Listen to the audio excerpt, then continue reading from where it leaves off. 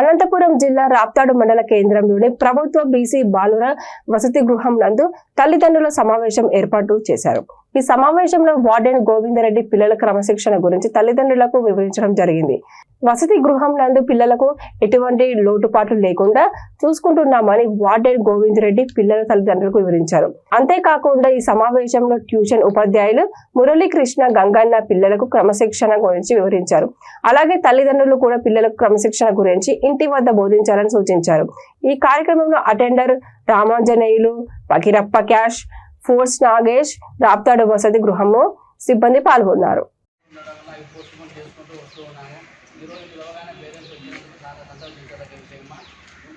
మొట్టమొదటిసారిగా తల్లిదండ్రుల సమావేశం గురించి మన చూడరు మురళీ సార్ గారిని మాట్లాడవలసిందిగా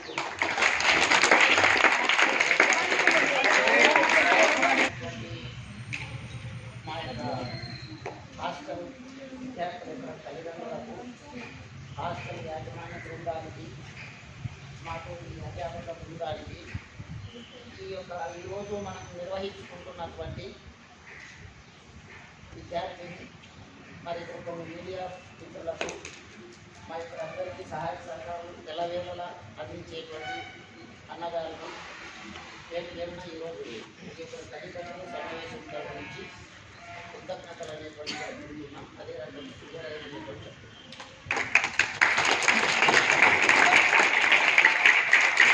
ఈ యొక్క సమావేశాన్ని అనేటువంటిది ఉద్దేశించి తీసుకున్నట్లయితే మనకు ఇక్కడ వసతి గృహం అనేటువంటి ఈ యొక్క అకాడమిక్ ఇయర్ ఏర్పాటు చేయబడినప్పటి నుంచి ఈ సంవత్సరం 120 మంది విద్యార్థులు ఉన్నారు.